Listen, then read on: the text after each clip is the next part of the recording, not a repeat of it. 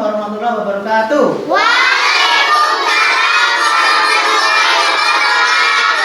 Semangat pagi.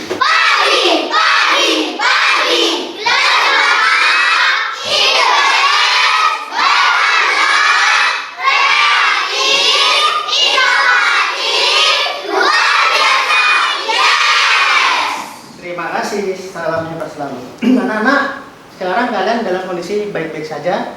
Mudah-mudahan selalu dalam limpahan rahmat Allah Subhanahu wa taala. Amin ya rabbal alamin. Nah, kali ini Pak Guru akan memberikan kalian sebuah petunjuk untuk mengisi atau membuat keyakinan kelas. Kalian tahu keyakinan kelas?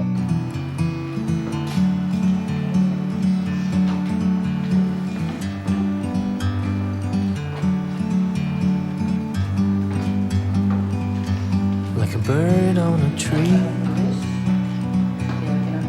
I'm just sitting here. I got time, it's clear to see. From up here, the world seems small. We can sit together. It's so beautiful, you and me. We meant to be in the great outdoors, forever free.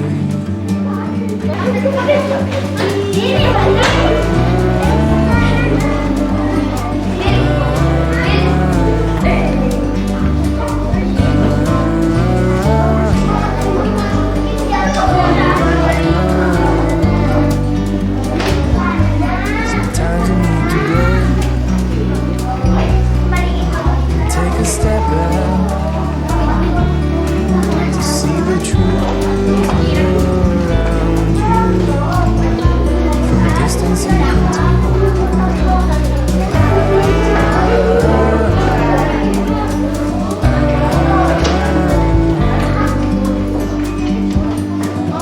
You and me were meant to be in the great outdoors, forever.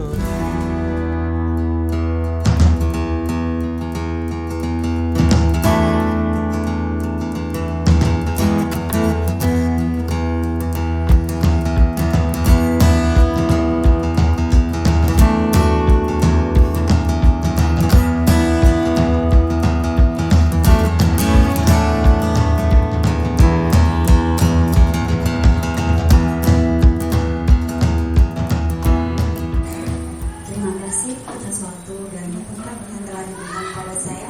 Bismillah, keadaan sehat walafiat. Bismillahirrahmanirrahim. Assalamualaikum warahmatullahi wabarakatuh. Ibu bapak yang saya banggakan, pertama marilah kita panjatkan puji syukur kehadirat Allah Subhanahu wa taala, di mana pagi hari ini kita masih diberi nikmat sehat sehingga bisa berkumpul di tempat ini dalam keadaan sehat walafiat. Juga selawat dan salam tetap kita haturkan pada junjungan kita Nabi besar Muhammad sallallahu alaihi wasallam.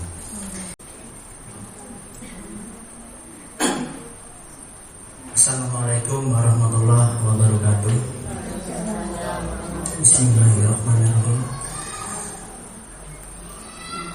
Allahumma shalli ala sayyidina Muhammad wa ala ali sayyidina Muhammad.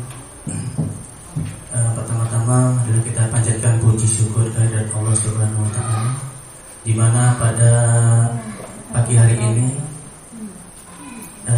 kita dapat melaksanakan kegiatan KKG 21 tentang penerapan budaya positif. Nah, di sini saya selaku guru di SDN Negeri Deba Sampa akan melaksanakan diseminasi tentang budaya positif kepada Bapak Ibu sekalian di wilayah Kecamatan Bondowoso. Pertama-tama saya ucapkan syukur alhamdulillah pada kesempatan pagi hari ini berkat rahmat Allah Subhanahu wa taala dan dalam keadaan sehat walafiat kita dapat melaksanakan dan berkumpul kembali pada pertemuan komunitas KKG Gugu 1.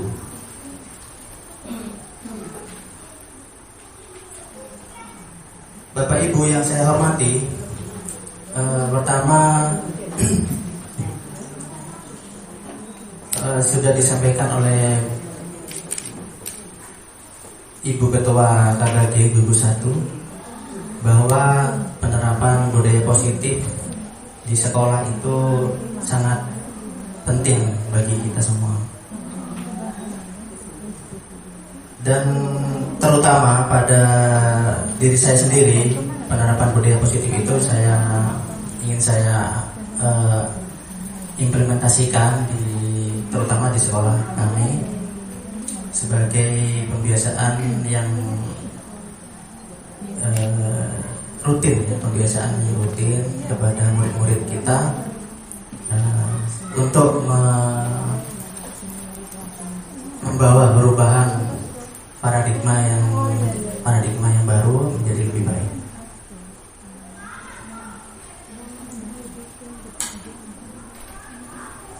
Sebelumnya mohon maaf kepada Bapak Ibu, mungkin di sini bukan saya yang menggurui ya, tapi di sini banyak senior saya yang mungkin lebih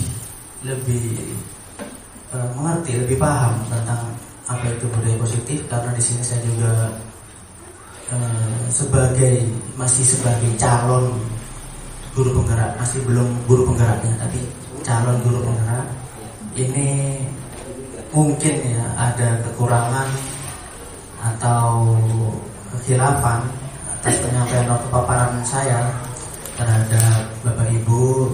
Saya mohon maaf karena sebelumnya mungkin tidak ada artinya tidak ada pemberitahuan lebih lanjut tentang diseminasi saya kepada Bapak Ibu. Pertama saya akan menyampaikan tentang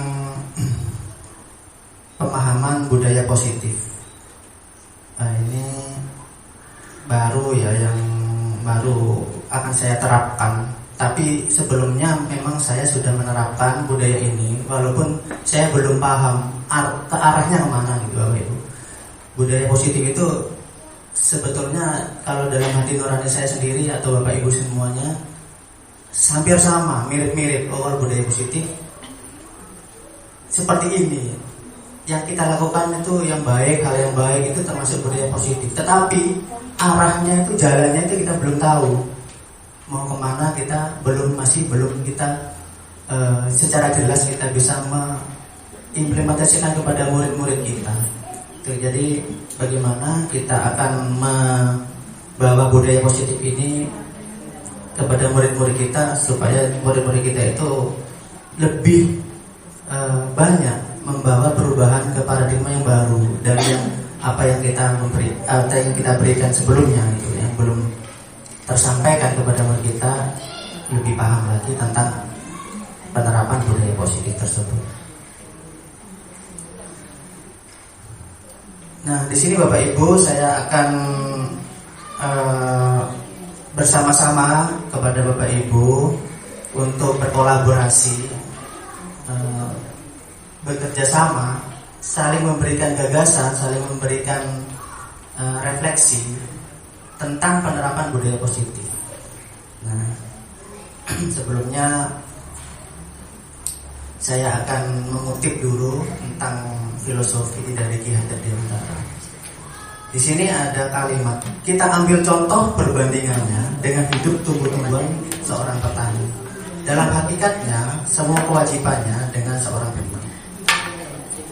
Artinya yang menanam padi, kita sebagai guru itu yang menanam padi. Kemudian padi itu diibaratkan adalah murid. Bagaimana cara kita merawat, cara kita membuat tumbuhan atau padi tersebut menjadi baik, bukan hanya sekedar tumbuh, tetapi tidak baik hasilnya, itu dari guru-guru, dari kita sendiri, dari pendidik itu sendiri. Jadi kalau kita sebagai petani salah memberikan resep, atau kita salah memberikan jalan atau menuntunnya, insya Allah juga murid-murid mungkin juga berpikir salah atau berparadigma yang salah. Nah, ini filosofi yang diungkapkan oleh Ki Hajar Dewantara. Kemudian ada beberapa konsep inti dari budaya positif, yaitu perubahan paradigma baru. Perubahan paradigma baru dari paradigma yang lama selama ini kita terapkan di sekolah pada saat kita memberikan materi pembelajaran. Kemudian ada disiplin positif. Disiplin positif itu juga sudah sering kita implementasikan kepada murid-murid kita.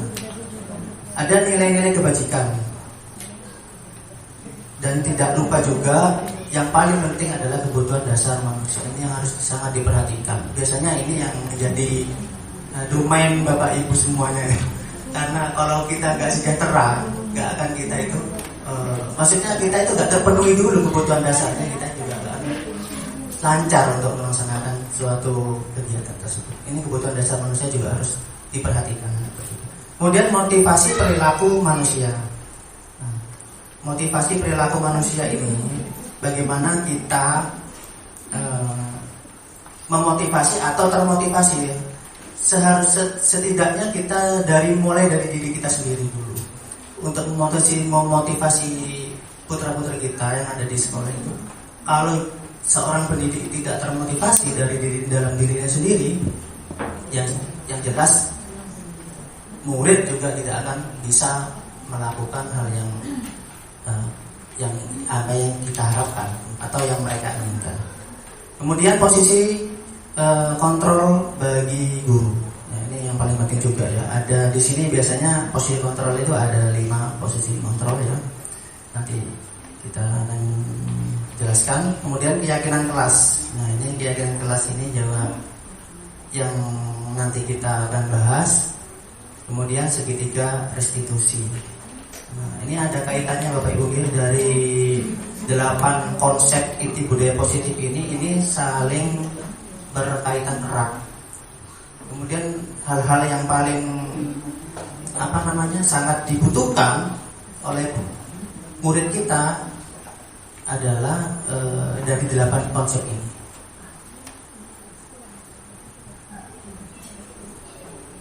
Kemudian pembelajaran dengan paradigma baru. Nah, kita akan mencoba. Tadi kan ada lagi 8 konsep itu. Yang pertama adalah pembelajaran dengan paradigma baru. Apa paradigma barunya?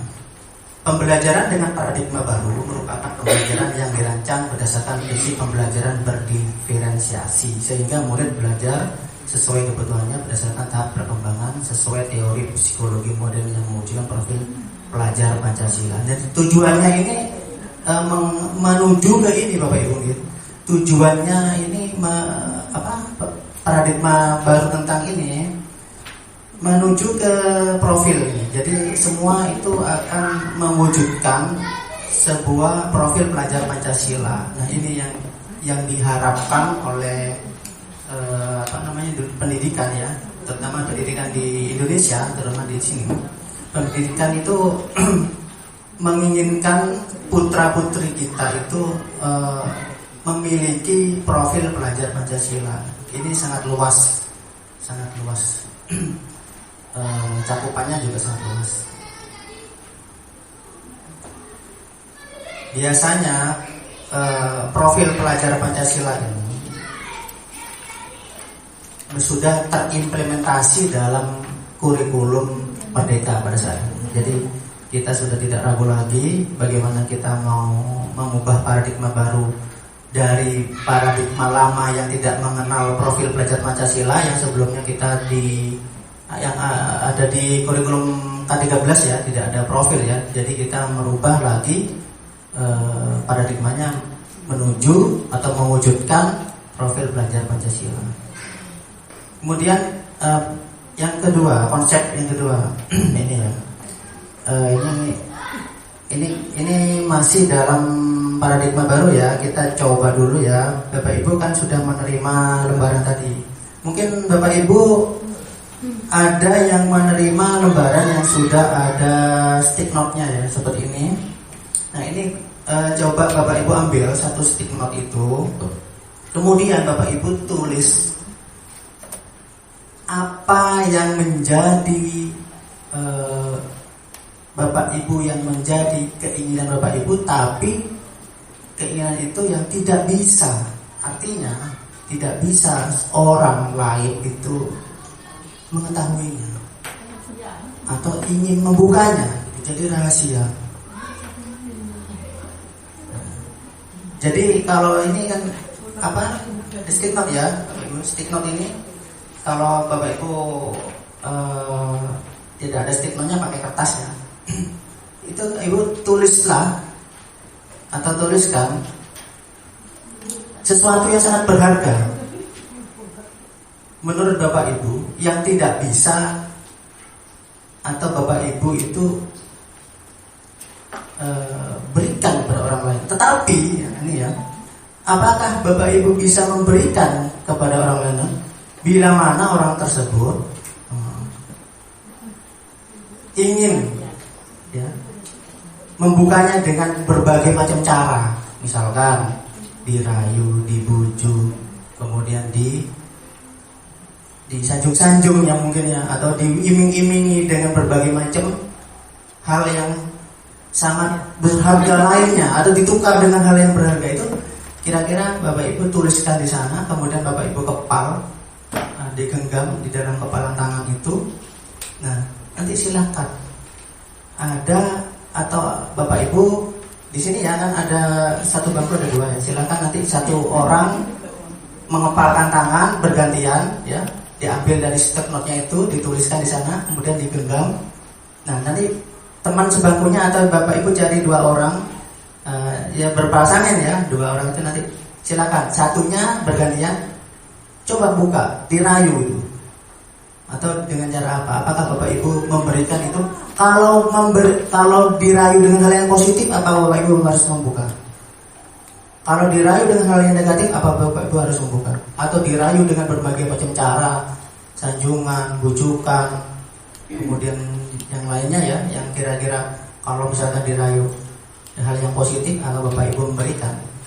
Apakah Bapak Ibu tetap mempertahankan? Apa Bapak Ibu harus memberikan? Misalkan dirayu dengan hal yang positif, coba Bapak Ibu laksanakan. Yang ada dilakukan coba.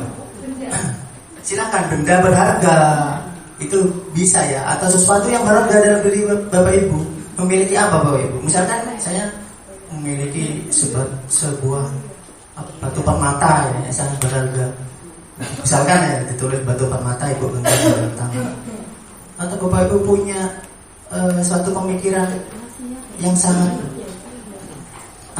rahasia ya, untuk putra putri Bapak Ibu atau untuk Ibu sendiri, silakan Ibu genggam.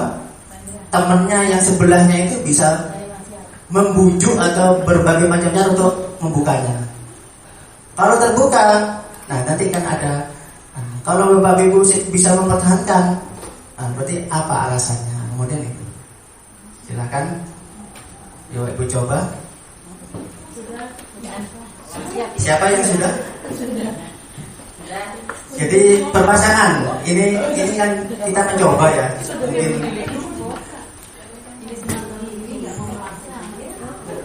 berpasangan ada Bapak. Kalau tidak punya pasangan, Pak Indra yang bisa ke depan Pak. Pasangan lepas dengan saya Pak. Saya akan coba membuka apa yang ada di genggaman tangannya Pak Indra. Tapi ditulis dulu Bapak Ibu ya, ditulis dulu.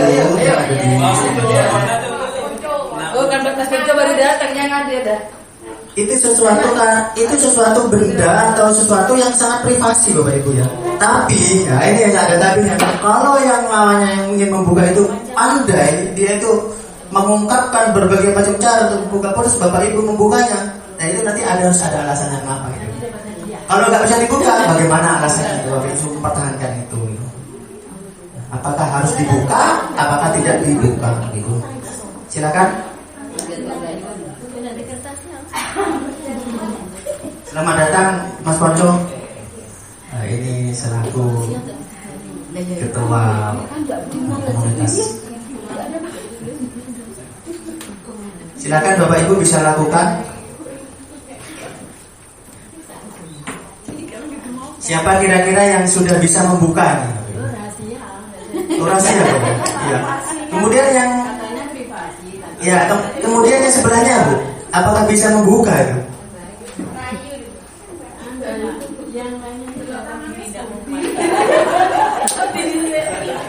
Kalau digenggam dengan tangan kepala yang besar itu biasanya sangat privasi.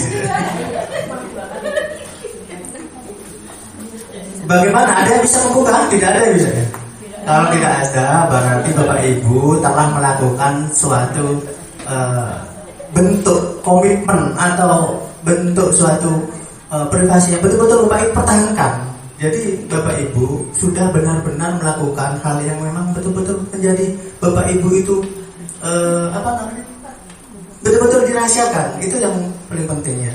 Jadi tidak semua orang membuka privasi Bapak Ibu. Itu kalau namanya sudah privasi berarti tidak boleh dibuka oleh semua orang. Itu Bapak Ibu harus mempertahankan.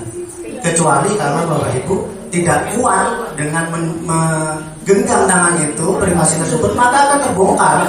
Rahasia Bapak Ibu semuanya akan terbongkar dan ini akan menjadi suatu hal yang negatif. Jadi hal-hal yang Bapak Ibu sudah jadi komitmen itu pertahankan dan jangan sampai ada yang bisa membuka itu. Jadi Bapak Ibu sudah benar melakukan hal itu karena komitmennya sudah kuat. Jadi ini yang diharapkan gitu, Bapak Ibu sebagai pendidik. Kemudian ini ya Bapak Ibu ya, membandingkan jawaban. Nah ini membandingkan jawaban, apakah ada yang berbeda atau sama? Bila berbeda kira-kira mengapa? Coba saya ingin tahu ini Pak Indra ini ya. Maksudnya kan cuma laki-lakinya cuma Pak Indra. Pak Indra ya. Indra. Oh Pak Indra. Mohon maaf Pak. Nama sudah diselamati tapi berubah-ubah terus. Pak Indra. Pak Indra dengan siapa tadi Pak? Sendiri. Tidak membuka Pak ya? Iya. Tapi kalau saya buka bisa mau dibuka nggak? Nggak mau Pak? Ya. Coba Pak saya lihat isinya Pak. Saya ingin lihat isinya. Loh, dikasihkan sama Pak Indra. Berarti Pak Indra tidak komitmen dengan menjaga pribadinya sendiri Pak. Ya, Pak. Kenapa saya tidak mau melihat Pak? Karena saya sebagai pihak yang kedua ya, saya tidak ingin membongkar rahasianya Pak Indra. Saya ingin mendukung hal baiknya Pak Indra gitu. Tidak begitu Ya. Nah. Ya. Alasannya kenapa Pak kok diberikan ke saya nih Pak? Karena tidak begitu Ya. Tadi saya akan menyebutkan hal yang sangat berharga Pak. Jadi kalau hal yang sangat berharga berarti Pak Indra nggak boleh sembarangan. Masa rumahnya dikasihkan ke saya Pak? Kan nggak mungkin ya. Jadi hal yang sangat berharga itu yang menjadi bagian dari Bapak Ibu itu yang sangat privasi, tidak boleh di sembarang orang untuk bisa mengakses atau membukanya atau mengetahuinya. Nah itu jadi Bapak Ibu harus tetap pegang teguh ya. Kalau Bapak Ibu punya komitmen, punya sesuatu yang sangat berharga, pastilah Bapak Ibu enggan untuk memberikan. Kecuali Bapak Ibu sudah tidak ingin melakukannya lagi. Nah, yang kedua, apakah Anda atau B menutup kepala tangan Anda? Mengapa ada alasan? Karena menutup kepala Anda ini. Karena menjaga privasi tadi ya. Yang ingin membuka itu dengan berbagai macam rayuan, cara itu kadang belum tentu juga dia punya itikat baik. Nah, ini ya. Kan belum tentu orang tuh punya itikat. Sudah buka nanti saya akan bantu kamu seumur hidup misalkan. Ya mungkin lah ya. Nah, itu gak akan mungkin. Karena apa? Apa yang ada dalam diri kita sendiri yang bisa kita lakukan, bukan orang lain gitu. Karena kita memulai dari diri kita sendiri, kesadaran dari kita sendiri, bukan orang lain. Kita disuruh, misalkan disuruh yang bersih, rajin bersih. Kita rajin bersih tapi dengan banyak diketahui banyak orang, kita rajin tapi diketahui banyak orang. Itu kan bukan dari diri kita sendiri berarti. Karena orang lain kan gitu. Tapi kalau diri kita sendiri walaupun udah banyak orang, kita ya bersih-bersih. Kita yang berbuat hal yang baik gitu. Itu namanya kesadaran. Nah, ini yang harus kita jaga. Jangan karena orang lain gitu, membuka atau menyebarkan berbagai macam hal yang baik atau buruk kita. Kemudian yang ketiga, dalam kegiatan ini sesungguhnya siapa yang memegang kendali atau kontrol untuk membuka atau menutup kepala tangan? Siapa Bapak Ibu yang memegang kendali itu siapa? Diri kita sendiri ya. Barusan saya sudah jelaskan karena kesadaran kita sendiri bagaimana kita harus mengendalikan itu. Nah, ada miskonsepsi tentang teori kontrol. Miskonsepsi. Nah ini ilusi guru mengontrol murid. Ilusi, berarti kalau sudah ilusi berarti bayangan ya, mengangan-angan atau angan-angan guru untuk ya, ilusi, bayangan. Kalau menghayal itu ya enggak gitu ya. Kalau ilusi itu membayangkan. Pada dasarnya kita tidak dapat memaksa murid untuk berbuat suatu jikalau murid tersebut memilih untuk tidak melakukannya. Jadi kita tidak boleh memaksa kepada murid yang ingin melakukan sesuatu yang menurut mereka ingin dilakukannya. Jadi kita bilang dia ngomong aja ngoceh di dalam kelas, tapi dia ngomongnya bukan ngomong yang negatif, ngomong yang positif. Kita harus memfasilitasi. Ayo kamu silakan pidato di depan sekali. itu namanya tidak memaksa murid untuk berbuat sesuatu, memaksa murid sesuai dengan kemauan kita, jangan. Jadi kita harus memberikan kebebasan atau memberikan tempat pada mereka untuk melakukan suatu keinginan. Kemudian ilusi bahwa kritik dalam membuat orang merasa bersalah dapat menguatkan karakter. Nah ini membuat orang merasa bersalah dapat menguatkan karakter. Ini gak bisa Bapak Ibu ya. Mengkritik orang yang membuat orang merasa bersalah. Kita tidak boleh membuat anak itu merasa bersalah. Tidak boleh. Contohnya ya, kamu ini di kelas sukanya kok mesti coret-coret buku, kertas, bukunya dicoret-coret, digambar-gambar. Kemudian kita marah. Kamu nih nggak tahu ya kalau buku itu dibuat untuk menulis. Langsung kemudian dimarahi sampai anaknya menangis. Contohnya begitu. Akhirnya si anak tersebut kan merasa bersalah. Maaf Pak, saya mohon maaf, saya akan tidak akan mengulangi lagi. Itu merasa bersalah. Sampai anak itu menangis. Apalagi sampai menangis itu. Kenapa? Kalau anak itu sampai merasa bersalah, dia akan mematahkan keinginannya atau membuat mereka akan menjauh dari harapannya, menjauh. Jadi dia itu semua yang akan dilakukannya itu dia akan merasa, aduh nanti yang saya lakukan nanti akan salah gitu. Dia akan menjauh. Keinginannya akan secara otomatis dia akan menjauh. Seolah-olah dia tidak percaya diri, kemudian mengucilkan diri, gitu, mengucilkan diri, canggung, takut, itu biasanya seperti itu. Karena kita selalu memberikan membuat mereka itu selalu merasa bersalah, itu. Kemudian miskonsepsi tentang teori kontrol ya, ini ya masih ada tadi ya. Bahwa ya ada beberapa ya yang mungkin Bapak Ibu sudah memahami di sini, terutama yang sudah pernah mengetahui apa itu tentang miskonsepsi dari teori kontrol tersebut. Kemudian apa saja teori kontrol tersebut? Nah, Bapak Ibu ya, ada beberapa teori kontrol. Teori kontrol tersebut ada 5 dasar. Pertama itu membuat anak itu merasa bersalah. Kemudian menganggap murid itu sebagai teman. kemudian kita hanya sebagai pemantau atau kita sebagai memonitor. Dan kita juga sebagai manajer. Nah, dari 5 teori tersebut, kira-kira pendidik itu yang tepat itu di posisinya di apa, Bapak Ibu? Sebagai membuat anak merasa bersalah, atau kita sebagai teman murid, atau kita sebagai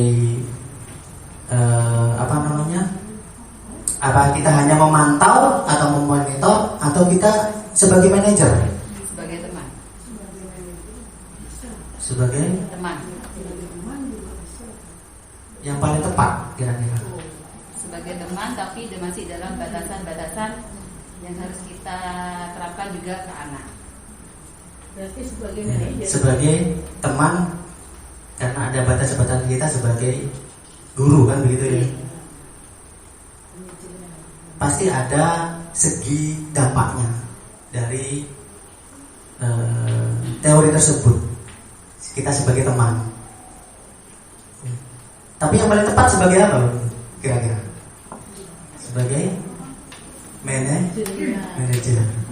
Jadi guru itu sebagai manajer yang mengendalikan, yang mengelola bagaimana murid tersebut melakukan hal yang benar dan baik. Nah, di sini ada perubahan paradigma ya dari stimulus tersebut. Bisakah kita mengendalikan seseorang? Ini bahasa Indonesianya ya. Kalau kita mengontrol mengendalikan. Ada stimulus respon dan ada teori. Stimulus responnya itu kita mencoba, saya ambil satu-satu aja ya. Kita mencoba mengubah orang agar berpandangan sama dengan kita. Kemudian kalau menurut teorinya, teori kontrolnya, kita berusaha memahami pandangan orang lain tentang dunia. Ini secara umum. Kalau kepada kita sendiri, seseorang itu kita anggap sama pemikirannya dengan kita, berarti kita cuma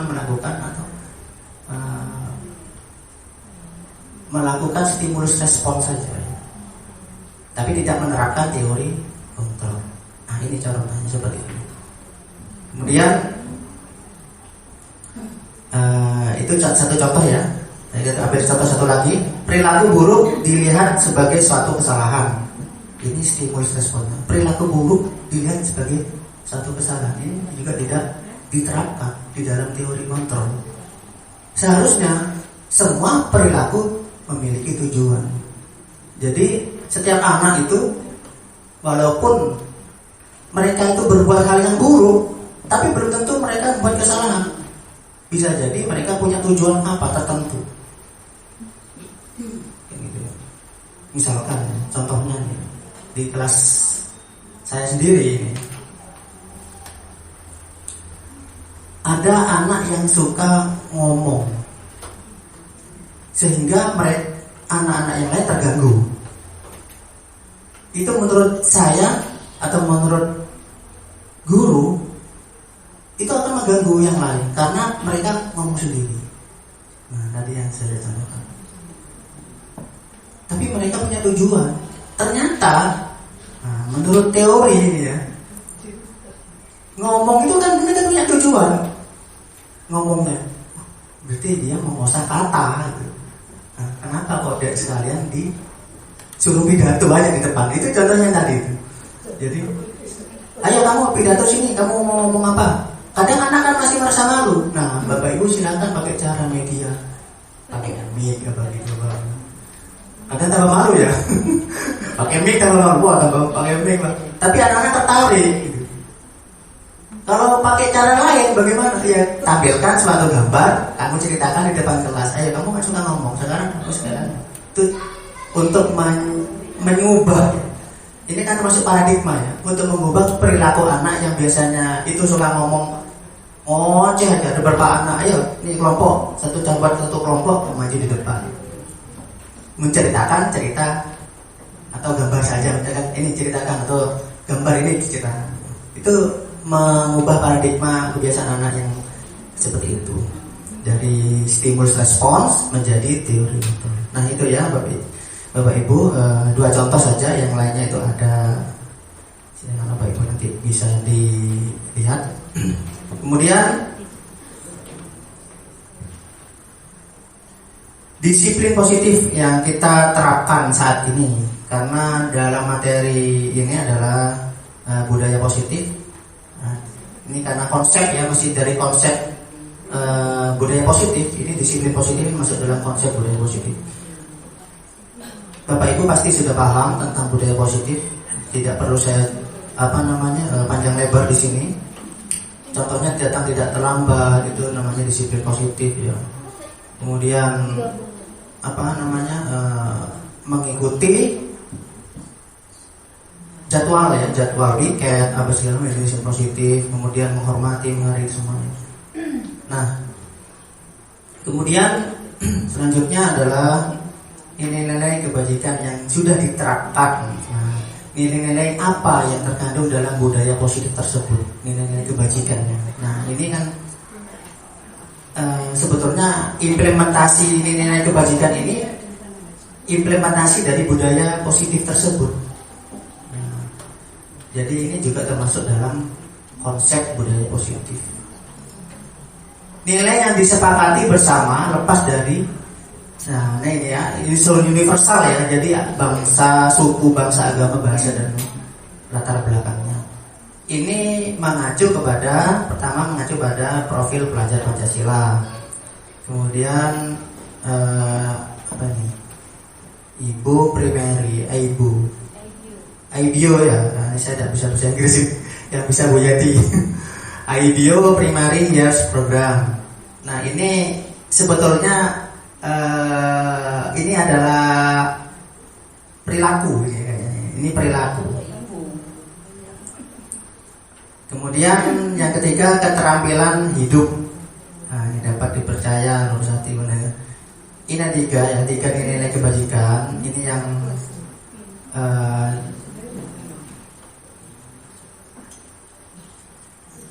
Ini yang perlu diterapkan ya, kepada murid-murid kita nanti di sekolah. Cuman saya sendiri pribadi ya Bapak Ibu, ini masih belum bisa semuanya diterapkan ya Bapak Ibu, karena memang saya sendiri masih mau beranjak untuk menerapkan budaya positif ini. Walaupun untuk kalau grade-nya 100% saya masih dapat 25% lah gitu. Nggak full, kayak Bu Yati mungkin bisa full gitu ya. Kayak kita memang ingin menerapkan budaya positif ini, nilai kebajikan ini untuk diterapkan di setiap perilaku anak keseharian gitu. Nah, kemudian nilai kebajikan ini ya, tadi kan ada di 3, kemudian ini dari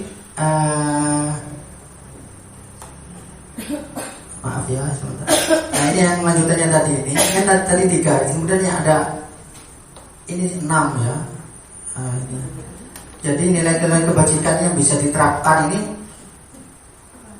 selain tadi itu petunjuk hidup. Nah ini ada 9 pilar karakter, kemudian ada the 7 essential virtues. Ini mana nih bacanya nih? Virtues ya. Ini. Saya nggak pandai banget bahasa Inggris, tapi kalau bahasa komputer saya paham gitu. Ini juga sama ya, perilaku, sikap dan perilaku anak yang diimplementasikan dalam konsep budaya positif di nilai-nilai kebajikan. Nah kemudian di konsep kembali ya nilai kebajikan tersebut dalam suatu tabel ya, di sini ada ini ya, ada berbagai macam ini perilaku ya, contoh sikap atau perilaku anak ya, sikap atau perilaku anak sangat banyak sekali. Kalau kita mau menerapkan budaya ini secara matang kepada anak itu sulit gitu. Paling yang cuman rajin, bersihan apa ya. Kalau belas kasih itu kadang sama temannya sendiri banyak yang saling apa ya namanya ya, ngejek kadang kita anak-anak itu kan masih yang sering kita temui. Mbak bisa semuanya ini ada secara cepat atau kita butuh proses untuk menerapkan ini semua kepada anak-anak kita. Kesetiaan belum tentu anak itu semuanya setia. Tapi bagaimana cara kita dermawan juga ya. Kalau dermawan kita mengadakan cuma sedekah tuh mungkin masih bisa. Tapi kalau kita terapkan ya butuh proses nilai-nilai kebajikan ini kepada murid-murid kita. Ada teori motivasi perilaku manusia. Nah ini ya, yang paling kita terapkan, yang paling kita terapkan motivasi dalam diri kita sendiri dulu. Jadi manusia, kita sebagai pendidik atau guru, kita harus punya motivasi diri. Atau kita mulai dari diri kita sendiri, kemudian ada motivasi eksternal. Untuk murid, motivasi diri itu sulit untuk tumbuh, Bapak Ibu. Biasanya mereka akan termotivasi ketika mereka diberikan motivasi atau diberikan dorongan dari luar. Karena memang hakikatnya anak-anak masih belum tahu apa sesungguhnya yang akan mereka kerjakan. Kalau bahasa Maduranya itu anak-anak gitu ya. Kadang nendang sepak bola, nendang sembarang. Padahal dia punya tujuan. Biar dia tujuannya apa? Supaya tendangannya itu keras sampai ke tempat tujuan, dia tahu kemana itu. Itu punya tujuan apa yang mereka lakukan sama. Tapi motivasi mereka untuk menendang dengan baik itu kan harus ada dari luar. Tujuannya apa? Nah, mereka supaya terhindar, terhindar dari hukuman. Apakah kalau anak itu melakukan suatu perbuatan salah, kemudian kita harus menghukum, Bapak Ibu? Kira-kira harus menghukum? Dihukum apa diberikan sanksi gitu? Ya? Ditanya sebabnya. Nah, ditanya sebabnya Pak ya. Kalau tetap sebabnya salah, tetap kita hukum ya Pak ya? Wah. Gak boleh Pak. Kita gak boleh menghukum anak, tapi harus diberikan konsekuensi. Nanti kan kita kita di slide berikutnya. Nah ini ya. Kemudian motivasi eksternal itu macam-macam Bapak Ibu ya. Dari luar, dari guru gitu, memotivasi anak. Tapi sebagai seorang pendidik sendiri, kita juga harus punya motivasi.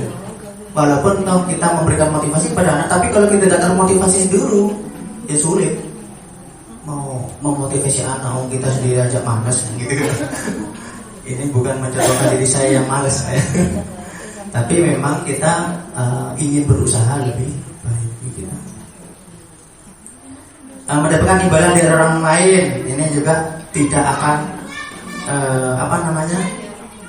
kalau kita sering berimbalan menghargai itu juga tidak baik. Kenapa tidak baik? Tidak membuat anak itu mandiri, gitu ya. Atau merasa mereka itu berusaha secara maksimal. Kalau cuma diiming-imingi, buat apa mereka melakukan tanpa ada dia? Kan gitu akhirnya paradigma mereka. Kemudian untuk menghargai diri sendiri itu menjadi insan sesuai harapan kita. Nah ini ya. Seperti apa jika kita melakukan ini, kemudian kita melakukan sesuatu sesuai harapan kita, tapi memaksakan kepada anak didik kita, ya tidak baik juga Bapak Ibu. Jadi harus kita memahami apa yang diinginkan oleh petani juga. Walaupun motivasi kita dari luar, cuma memotivasi tapi tidak memaksa, gitu Bapak Ibu.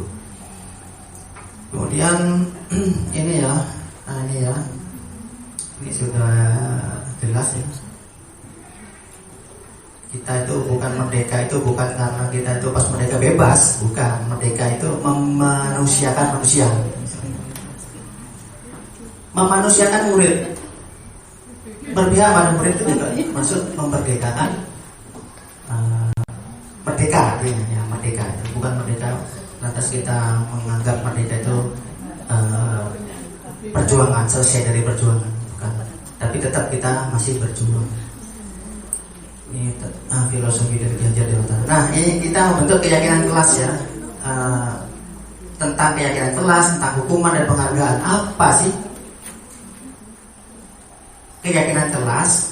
Bagaimana keyakinan kelas itu hubungkan dengan hukuman, dan apa penghargaannya, dan penghargaannya itu apa? Mengapa kita tidak membuat peraturan saja? Mengapa kita harus membuat keyakinan kelas? Kalau peraturan sekolah, tata tertib banyak Bapak Ibu. Beli aja sampai jadi seperti itu di papan. Itu tapi tidak pernah dilakukan sama anak-anak. Ini karena mereka menganggap peraturan itu hanya membuat mereka rasa takut. Kalau takut biasa, kalau sudah takut tapi biasa, sudah takut itu jadi anggapnya jadi lauk-lauk ya sehari-hari takut. Tapi akhirnya mereka nggak akan takut, nggak akan melakukan, nggak akan mematuhi gitu. Tapi kalau keyakinan itu kan didasarkan dari dalam diri mereka sendiri. Karena dia berbuat salah, tapi konsekuensinya apa terhadap dirinya sendiri. Jadi seharusnya peraturan itu harus bagaimana? Harus diubah Bapak Ibu. Diubah menjadi apa? Keyakinan kelas. Jadi peraturan itu sudah tidak dipakai lagi. Yang dipakai adalah keyakinan kelas. Nah, kalau keyakinan kelas berarti kalau kita keyakinan kelas yakin di kelas bukan ya? Keyakinan kelas itu keyakinannya anak-anak sendiri, tapi mereka juga buat konsekuensi sendiri dengan apa yang mereka lakukan. Misalkan datang terlambat, kemudian setelah datang terlambat, Bapak Ibu ngomong, kamu datang terlambat? Iya Pak, tadi masih ngejalan PR misalkan.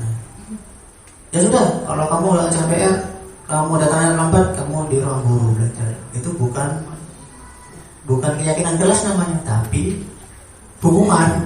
Keyakinan kelas bagaimana? Jadi harus disepakati dulu di dalam kelas. Kalau datang terlambat anak-anak kira-kira apa nanti konsekuensinya. Jangan bilang hukumannya apa gitu ya.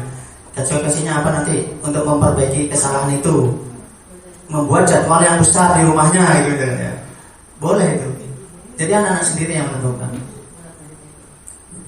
Itu contohnya, contoh satu misalkan seperti itu. Nah, kemudian beda dengan hukuman. Ya beda sekali. Kalau datang terlambat disuruh keliling itu hukuman. Karena tidak sesuai dengan apa yang diterapkan di kegiatan tersebut. Misalkan kalau olahraga, jam olahraga, bolehkah disuruh keliling kalau terlambat? Ayo anak-anak yang datang terlambat olahraga kemudian kamu lari-lari 2 kali. Hah? Boleh?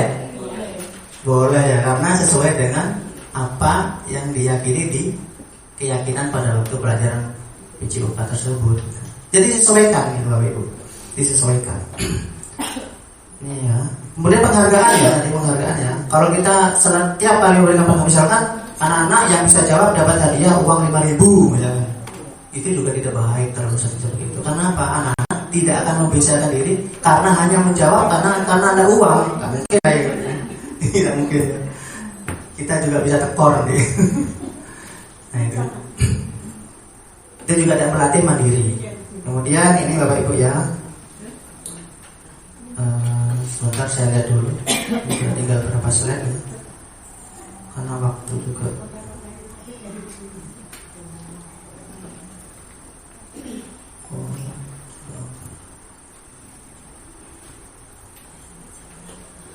Nah, tentunya Bapak Ibu sudah tahu kesepakatan kelas itu yang bagaimana ya. Kita bisa membuat kesepakatan kelas tadi. Kesepakatan kelas itu ya keyakinan kelas itu Bapak Ibu. Jadi kita buat keyakinan kelas kemudian disepakati sama anak-anak. Nah itu keyakinan kelas itu disepakati bukan oleh anak, bukan dari Bapak Ibu, tapi oleh anak-anak sendiri. Misalkan kalau anak-anak datang terlambat, kamu nanti nulis ya di buku ya sebanyak 5 lembar. Itu namanya bukan kesepakatan kelas, tapi hukuman Bapak Ibu dari kita sendiri yang menghukum. Jadi itu ya. Jadi kesepakatan kelas itu konsekuensinya dari anak-anak ditampung oleh kita, kemudian apa yang paling cocok, yang paling baik kita berikan lagi kepada anak. Dan itu konsekuensinya Kalau terlambat kalian harus nulis. Ya Pak, saya siap menulis di rumah pakai banner jadwal yang besar supaya, atau pakai apa namanya jam yang bisa berdiri gitu, supaya nggak bangunnya mungkin terlalu siang gitu. Itu contoh ya, salah satu aja. Saya tidak akan mencontohkan yang banyak karena waktunya juga mepet sekali. Kemudian mengapa kita sudah saya jelaskan tadi, kenapa bukan peraturan kelas. Kalau peraturan kelas itu cenderung ada hukumannya Bapak Ibu, dan itu mengikat. Peraturan kelas itu yang buat kita, guru atau sekolah. Tapi kalau keyakinan kelas, anak-anak sendiri yang membuat keyakinan itu.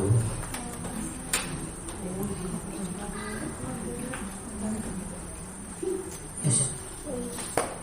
Pembentukan keyakinan kelas. Nah, ini Bapak Ibu bisa lihat di sini ya. Bersifat abstrak, berupa pernyataan universal, dibuat dalam pernyataan positif, sedikit saja agar mudah diingat sesuai dengan kondisi kelas dan sekolah. Semua warga kelas dilibatkan saat membuat keyakinan kelas. Nah ini ya, jadi abstrak, bersifat abstrak, bukan konkret. Artinya tidak dibuat gambaran gitu.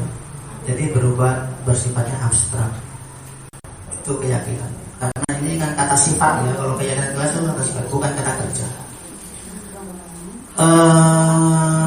Tidak boleh terlalu banyak, istilahnya ya, tidak boleh terlalu banyak, karena biar mudah untuk dipahami anak-anak, atau biar mudah dilakukan atau dilaksanakan keyakinan tersebut. Kalau terlalu banyak anak-anak apa nih? Yang mana ada bingung ya. Itu harus sedikit aja, 5 maksimal 7 lah gitu keyakinan kelas. Jadi kalau datang tidak terlambat, datang tepat waktu gitu kan ya. Membersihkan kelas gitu. Jadi ada berapa lah, 5 boleh, silahkan Bapak Ibu nanti bisa terapkan nanti di sekolah masing-masing. Kemudian di situ juga ada nilai-nilainya ya. Dari nilai keyakinan kalian ada di sebelah nilai kebajikan yang dituju ya. Kalau yang sebelah kiri itu kan kolom peraturan, selalu kembalikan buku ke tempat peraturan. Keyakinan kelasnya harus bagaimana, nanti Bapak Ibu bisa menggambarkan seperti apa keyakinan kelas.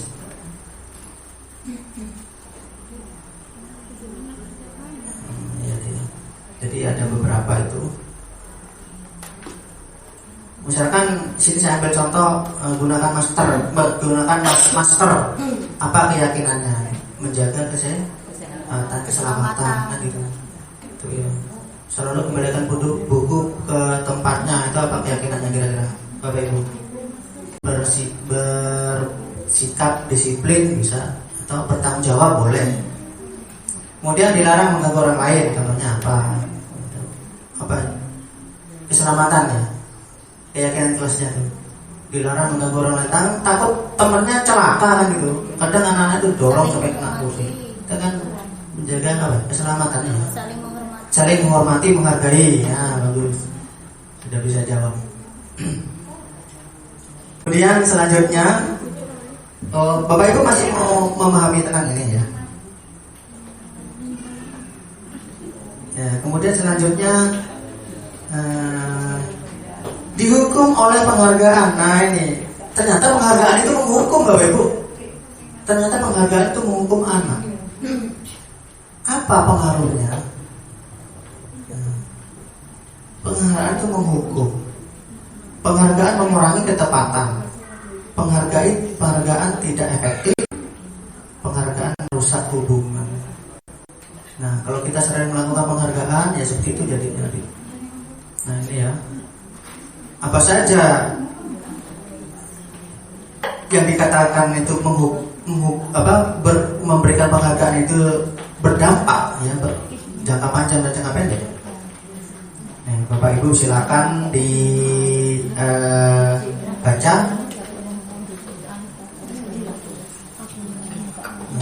Jika Bapak Ibu nanti membutuhkan bisa Bapak Ibu copy aja ya. Misalkan nanti kalau di ini saya jelaskan bisa lihat juga.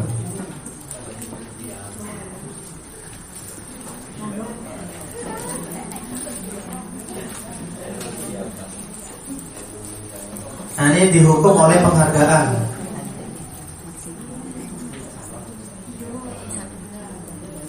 Penghargaan merusak hubungan, penghargaan mengurangi ketepatan.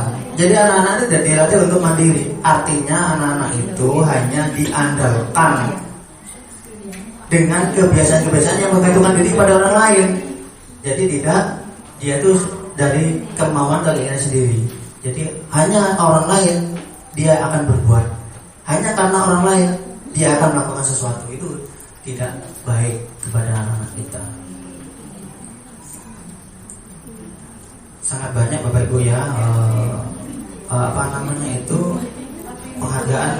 Tapi kalau penghargaan berupa, nah ini misalkan kejuaraan dapat, itu tidak apa-apa Bapak Ibu. Artinya di sini penghargaan setiap kali kita mengadakan kegiatan kepada anak-anak, selalu anak-anak diberikan penghargaan. Penghargaan bukan hanya berupa misalkan benda ya Bapak Ibu, tapi bisa berupa dari segi non benda, atau itu berupa kata-kata atau perilaku, itu juga kadang dia anggap penghargaan. Terlalu sering memuji itu kan kadang juga membuat anak itu merasa tinggi atau merasa sombong gitu. Gitu.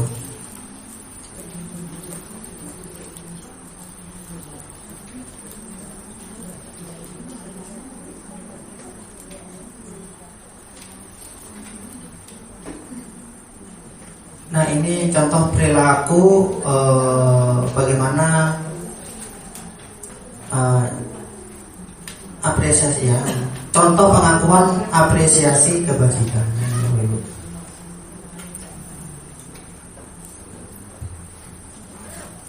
Nah ini juga ada hukuman, ada konsekuensi. Perbedaan ini Bapak Ibu ya. Jadi hukuman, konsekuensi. Hukuman, contohnya saya ambil satu contoh ya, sesuatu yang menyakitkan harus terjadi, itu hukuman. Anak-anak pasti kalau dihukum merasa tuh Pak capek Pak, sakit, kemudian yang berbagai macam alasan. Kalau konsekuensi sesuatu yang harus terjadi. Maksudnya yang mereka lakukan itu memang itu adalah suatu perbuatan untuk memperbaiki kesalahan, itu namanya konsekuensi. Bukan tidak ada, maksudnya harus ada ikatan antara konsekuensi perbuatan salah dengan konsekuensi, harus ada hubungan, ada ikatan. Bukan kesalahan, misalkan kamu tidak piket di kelas, ayo silakan push up misalkan, itu ya, itu salah, tidak ada hubungannya. Bahkan itu juga hukuman ya. Kalau tidak piket, ya kamu besok harus menggantikan piketnya, itu namanya konsekuensi. Harus ada relevansi dengan apa yang perbuatan yang salah mereka lakukan. Itu contohnya. Ini di sini ada beberapa contoh ya, hubungan dan konsekuensi. Kemudian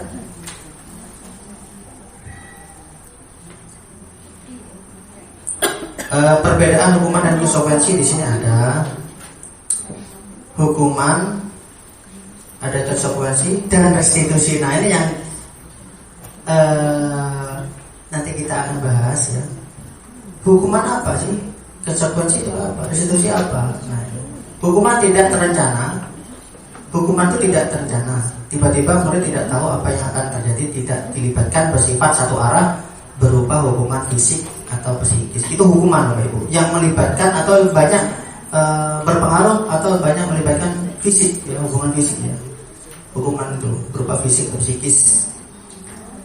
Konsekuensi terencana, disepakati atau sesuai aturan. Murid tetap dibuat tidak nyaman, sikap guru selalu memonitor murid. Itu konsekuensi. Jadi konsekuensi itu tindakan yang dilakukan oleh murid untuk menggantikan perbuatan salahnya. Tapi nah ini berlagi, guru selalu memonitor murid. Cuman memonitor, tidak memberikan arahan. Tapi kalau restitusi, proses menciptakan kondisi bagi murid untuk memperbaiki kesalahan. Proses kolaboratif yang mengajarkan murid untuk mencari solusi sendiri. Nah ini tadi yang kita bahas tentang hukuman dan konsekuensi ya, ini perbedaannya itu. Kalau di restitusinya berarti Bapak Ibu, bagaimana anak tersebut ingin memperbaiki kesalahannya dengan caranya sendiri. Jadi ditanyakan, misalkan kamu datangnya terlambat, apa yang harus kamu lakukan supaya kamu tidak terlambat lagi? Jadi itu restitusi. Jadi yang kita terapkan seperti yang mana Bapak Ibu? Hukumankah, konsekuensikah, atau restitusi? Restitusi ini yang paling akhir Bapak Ibu. Jadi restitusi adalah suatu cara untuk mengubah mindset anak yang berbuat salah tersebut dengan caranya sendiri. Bagaimana? Berarti dari kesadarannya dia. Untuk menggali kesadaran tersebut harus dibuat suatu keyakinan kelas tadi. Jadi restitusi itu ada perubahan dari perbuatan salah diperbaiki dengan caranya murid itu sendiri. Nah ini ya, ini contoh tindakan guru, tidak perlu saya jelaskan. Bapak Ibu pastinya sudah paham. Cuman ya, ini saya ambil contoh satu aja sudah. Mencatat 100 kali di dalam buku kalimat. Saya tidak akan terlambat lagi karena terlambat di sekolah. Ini termasuk konsekuensi apa hukuman Bapak Ibu? Ya? Saya tidak akan terlambat lagi mencatat buku kalimat. Hukuman. Ya? Hukuman. Kenapa kok hukuman? Karena tidak ada relevansinya dengan terlambat Bapak Ibu. Ya? Mencatat buku. Tapi terlambat itu apa? Jadi tidak ada hubungan. Kemudian yang kedua, ambil satu lagi. Lari mengelilingi lapangan basket 2 kali karena terlambat hadir di sekolah. Hukuman apa konsekuensi? Hukuman juga sama berarti ya. Ini hukuman. Nah ini menggantikan kertas tugas teman yang telah dicoret-coret. Konsekuensi. Bukan hukuman ya? Konsekuensi. Oh iya, konsekuensi. Coba kita lihat aja dulu di lembar berikutnya ya. Oh iya benar ya, berarti Bapak Ibu sudah bisa menjawab. Ini ada hukuman dan konsekuensi. Yang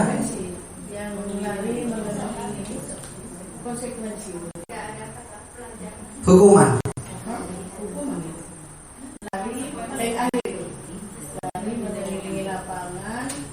Lari mengelilingi lapangan basket 2 kali karena terlambat hadir di sekolah.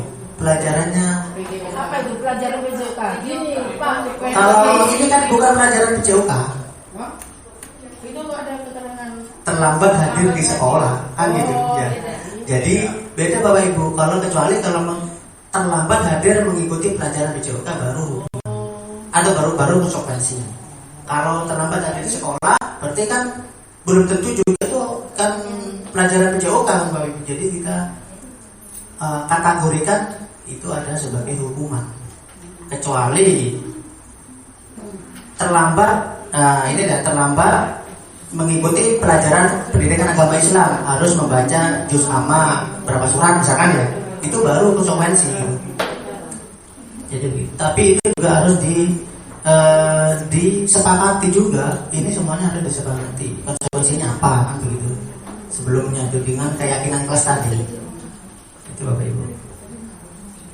Nah kemudian tadi ya belum saya tentang restitusi ya Bapak Ibu ya. Restitusi ini ada diagramnya Bapak Ibu. Restitusi itu ada diagram namanya diagram restitusi. Diagram restitusi itu untuk mengarahkan ya, untuk memperbaiki apa yang diperbuat oleh siswa itu yang mereka berbuat itu salah menjadi lebih baik. Kita tidak boleh kepada siswa itu membuat merasa bersalah gitu. Tidak boleh juga. Nah kemudian yang kedua kita harus memvalidasi tindakan. Jadi kita validasi. Artinya kalau anak berbuat salah itu benarkan di mereka. Kamu perbuatannya benar sudah. Cuma Jadi jangan mereka buat merasa bersalah. Kemudian validasi tindakannya apa? Supaya mereka tidak merasa perbuatannya itu dianggap salah, tidak berguna. Kemudian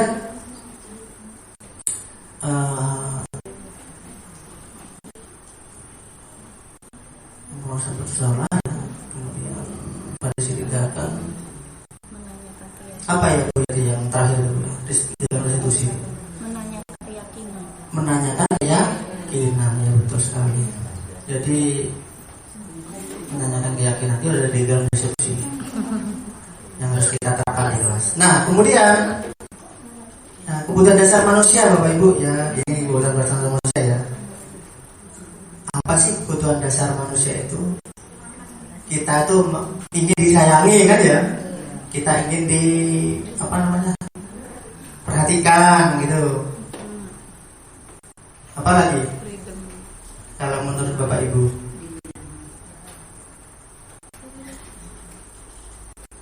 Ini, nah ini ya ada contoh ini ya. Ini contoh ya. Kita butuh kasih sayang, merasa diterima. Kita butuh kesenangan, kebebasan dan penguasaan. Ini contoh kebutuhan dasar manusia. Ini masuk dari tadi itu Bapak Ibu, konsep budaya positif. Ini masih dalam konsep budaya positif. Ini contoh-contohnya Bapak Ibu.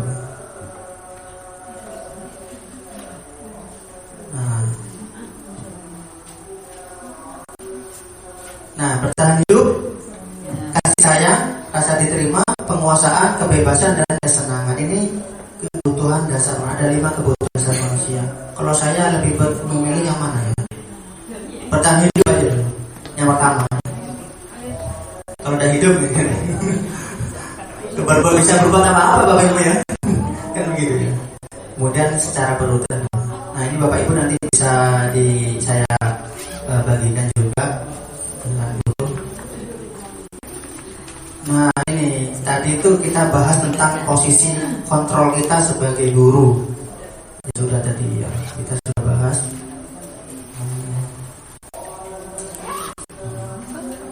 Sudah semua.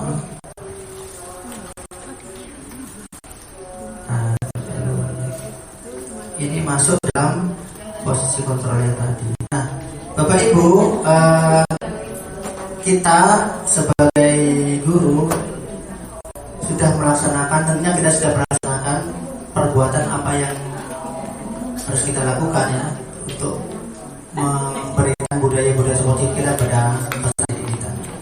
Nah, dari serangkaian tadi itu kira-kira yang ada di pikiran Bapak Ibu apa yang ingin mau ditanyakan? Silakan kami persilakan. Dari budaya positif yang tadi, konsep tadi. Ini Pak ya. Ya, silakan. Untuk penghargaan ya seperti begini Pak. Kadang terutama saya guru olahraga ya. Kadang ngajak anak-anak ke lapangan. Di sana itu saya mengadakan life skill ya. Di situ kadang ada ambil umpamanya contoh lari gitu ya. Anak ini bisa memenuhi target yang saya harapkan, sehingga saya tuh senang Pak. Dengan tidak sengaja, sama begitu tak terkono es. Loh, itu tuh termasuk penghargaan yang bagaimana? Boleh apa tidak? Seperti itu. Sudah Bu, gitu. Ya. Itu boleh Bu ya. Tetapi bagi Ibu tidak boleh terlalu sering. Karena apa? Kadang teman yang lain itu ini gitu. Jadi kita harus bisa memanage ya supaya jangan terlalu sering. Kalau cuma 1 kali 2 kali silakan. Begini Pak, kalau sering enggak ya Pak ya, cuma karena saya senang sehingga anak itu, nah saya juga ingin supaya yang lainnya itu kepingin seperti itu sehingga ada apa ya perasaan yang positif. Saya juga seperti itu gitu loh Pak. Saya ingin seperti A sehingga nanti diberikan guru sekedar tak belikan. Anak-anak itu kadang menerima pembelian kita tidak seberapa, sebenarnya itu luar biasa. Iya. Jadi Ibu, karena Ibu kan ikhlas ya memberikan itu dianggap sedekah Bu. Jadi kalau penghargaan itu atau kamu dapat juara 1, kamu nanti akan saya kasih ini penghargaan. Tapi itu anggap saja Ibu sebagai bentuk suatu perhatian kepada. Tapi itu boleh ya Pak? Boleh, tidak dilarang. Itu malah bagus sekali untuk memotivasi anak juga. Nah Bapak Ibu, untuk tingkat waktu, coba Bapak Ibu perhatikan lembar yang saya berikan tadi. Silakan Bapak Ibu nanti dengan teman, karena masih ada waktu ya, dengan teman sebelah itu ada dua satu bangku, ada dua. Silakan Bapak Ibu pelajari. Kemudian salah satu menggantikan posisi Bapak Ibu atau menjadi posisi sebagai apa, atau sebagai guru atau sebagai murid. Silakan Bapak Ibu. Siapa yang sudah bisa nanti perhatikan di depan Bapak Ibu. Yang A, restitusi yang A. Kasus segitiga restitusi A. Sebagai guru siapa Bapak Ibu?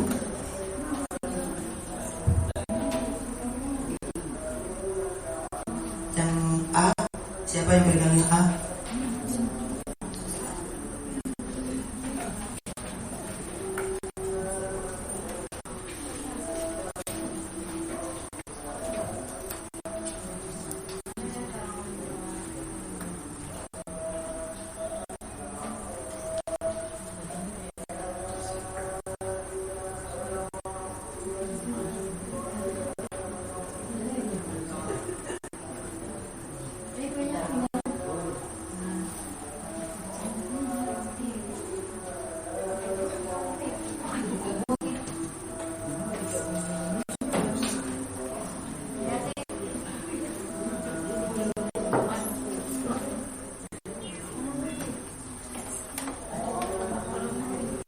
Yang A itu, yang sebagai guru itu ada yang bertindak sebagai guru, ada yang bertindak sebagai amira.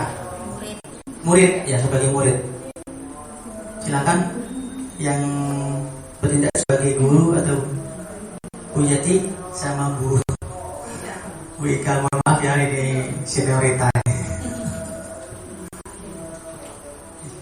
Silakan di depan Bapak, diperhatikan ya.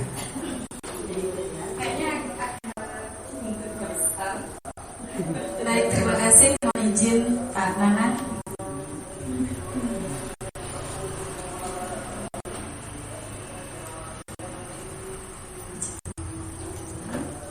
Kayaknya kita lebih baik praktek drill saja yang biasa terjadi di kelas nih. Jadi teman-teman juga langsung bisa menerapkan ketika ada siswa kita yang mengalami masalah. Saya jadi guru apa izin saya murid? Oh iya. Nah, jadi Bapak Ibu seperti yang dikatakan Pak Nanang tadi, bahwasannya di restitusi itu ada 3. Yang pertama adalah apa tadi Pak Nanang? Menstabilkan anak. Ya, sini nak. Baik, terima kasih. Ini menstabilkan identitas. Jadi ketika kita memanggil anak, nggak usah kita langsung pakai kasus dengan aja. Oke. Saya mau panggil nama deh. Ika, silakan masuk. Ya. Ika tahu tidak kenapa ibu panggil ke ruangan ibu? Ya. Tadi waktu ulangan lagi ya Ika? Iya. Nah, seperti itu Bapak Ibu. Jadi ketika kita menghadapi permasalahan anak di kelas, jadi kita tidak di posisi kontrol untuk menghukum atau membuat anak merasa bersalah. Meskipun pada kenyataannya kadang ya, kamu tadi mencuri ya katanya, langsung seperti itu. Ya, jadi bagaimana anak itu yang punya permasalahan, mereka bisa menyadari sendiri. Tugas kita adalah menstimulus kepada peserta didik kita supaya bisa memperbaiki kesalahannya dan tidak mengulangi lagi, dan menanyakan kepada keyakinan kelas yang sudah kita buat bersama. Begitu. Terima kasih Pak Nanang, terima kasih Bu Ika. Terima kasih Bu Yati sama Bu Ika. Tangan dulu Bapak Ibu. Apa yang sudah dipraktikkan oleh Bu Ika dan Bu Yati merupakan suatu perbuatan dalam kasus segitiga restitusi ya. Jadi benar sekali apa yang sudah disampaikan oleh Bu Yati, bahwa ketika anak itu melakukan kesalahan, kita harus menstabilkan dulu identitasnya supaya mereka merasa yakin kalau kesalahan itu masih bisa ada harapan untuk perbaiki, bukan mereka malah putus asa untuk tidak melakukan hal yang itu yang salah tersebut sebagai suatu hal yang memunculkan dirinya. Nah Bapak Ibu, praktik ini segitiga restitusi ini bisa kita terapkan di sekolah kita, di kelas kita, karena ini merupakan gambaran bagaimana membuat budaya positif terhadap anak itu menjadi lebih terarah dan sesuai dengan tujuan pembelajaran nanti. Kemudian dari kasus-kasus tersebut Bapak Ibu, saya ambil satu-satu aja ya, karena kasus ini intinya sama, hanya penerapannya kasusnya beda, intinya penerapannya sama di dalam segitiga restitusi, cuma kasusnya saja beda. Itu juga untuk menangani kasus ini juga caranya sama Bapak Ibu. Kita menggunakan segitiga restitusi tersebut, pertama menstabilkan identitas, memvalidasi tindakan, dan menanyakan keyakinan. Itu merupakan salah satu prosedur dalam membiasakan budaya positif terhadap anak. Juga anak tersebut akhirnya terbiasa, tidak mudah untuk melakukan hal-hal yang dianggap mereka salah, kemudian mereka ulangi lagi, tapi mereka dari kesadaran dirinya mereka sendiri tidak akan mengulangi lagi perbuatan tersebut, sehingga mereka menjadi atau anak yang baik ya, artinya menerapkan budaya positif. Nah, sebelum kita mengakhiri kegiatan pada siang hari ini, Bapak Ibu, saya akan memberikan refleksi kepada Bapak Ibu. Kira-kira Bapak Ibu, yang pertama, hal baru apa yang mengubah paradigma yang saya dapatkan pada hari ini? Kira-kira apa? Hal baru apa yang Bapak Ibu dapatkan pada kegiatan ini? Mungkin ada yang bisa memberikan tanggapan. Hal baru apa kira-kira? Setelah kita mengadakan kegiatan ini tentang budaya positif, hal baru apa yang Ibu peroleh? Ataukah memang hal baru sudah diterapkan, atau memang hal baru ini masih mau diterapkan oleh Ibu? Moga Bu, ya silakan Bu, siapa? Ya, silakan Bu. Terima kasih kesempatannya. Hal baru yang saya dapat di hari ini adalah jadilah guru manusia. Jadi kita memanusiakan manusia, artinya kita memanusiakan Tuhan kita. Itu yang saya dapat. Terima kasih Bu atas tanggapannya. Jadi hal baru yang Ibu dapatkan pada hari ini memanusiakan manusia, artinya merdeka ya. Memerdekakan murid itu. Jadi memerdekakan itu sama dengan memanusiakan manusia. Berpihak kepada murid, memfasilitasi apa keinginan murid, mengabulkan apa yang jadi keinginan murid tersebut. Kita kan sebelumnya belum tahu apa itu paradigma budaya positif. Akhirnya kita menjadi tahu tentang budaya positif dan kita bisa menerapkannya sesuai dengan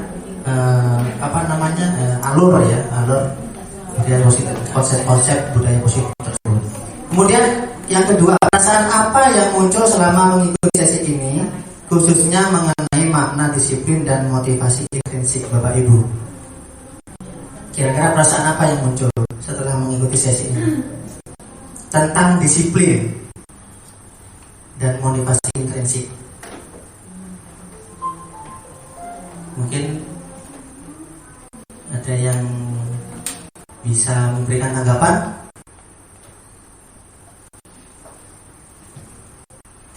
Perasaan apa Bapak Ibu setelah mengikuti sesi ini? Saya masih belum paham banget.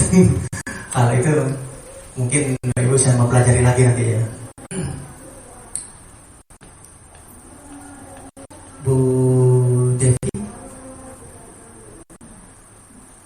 kira-kira perasaannya bagaimana Bu Devi? Ya? Setelah memaknai disiplin dan motivasi intrinsik, dari intrinsik motivasi dari diri ya. Iya, dari diri sendiri ya. Ingin menindaklanjuti bagaimana cara membudayakan budaya positif kan gitu ya, membiasakan budaya positif terhadap anak-anak kita di sekolah. Itu ini perasaan kita yang begitu ya. Mungkin Bapak Ibu sama perasaannya dengan saya, karena kita juga masih proses kan sekarang, walaupun tahu udah 100% masih kita laksanakan semua, tapi kita proses. Kemudian yang ketiga, saya akan menjadi guru yang seperti apa setelah mengikuti forum ini, terutama diri saya sendiri gitu. Diri saya sendiri berusaha untuk menjadi guru yang seperti apa ini gitu. Seperti menakutkan saudara murid atau merasa dihormati selalu dihormati selalu. Apakah seperti itu? Apakah kita secara ikhlas menjadi guru untuk membudayakan murid itu menjadi anak yang lebih baik lagi dari sebelumnya? Apakah itu?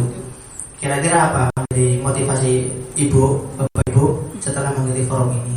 Ingin menjadi guru yang sangat menyenangkan setelah mengikuti